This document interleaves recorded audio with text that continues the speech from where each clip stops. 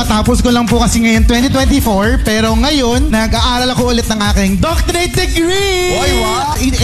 Ang daming achievement si Sir.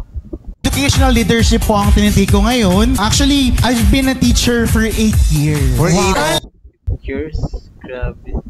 Mahal ko ang mga guro kasi alam natin ang teaching ay noblest profession. Yes, naniniwala po ako na edukasyon ay susi para sa kaalaman ng lahat. Tama. Doon naman ako pinanganak. Sa Korea ka pinanganak? Sayang nga kasi nung pumunta ako noon last year, actually I was a representative in the research conference sa Philippines. Wow. Pumunta ako ng Seoul National University. I presented research paper and I was the only Filipino there. Wow!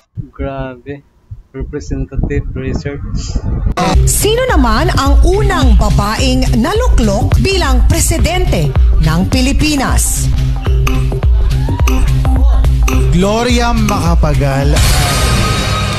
Ang sinabi mo ay Gloria Macapagal is wrong. Alam ng madlang people, sino? Cory Aquino or Corazon Aquino or Cory?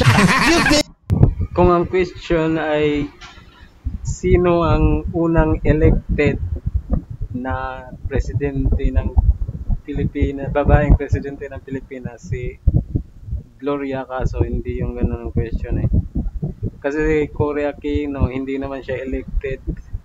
Kumbaga, in-appoint lang siya matapos bumaba si Marcos Sr.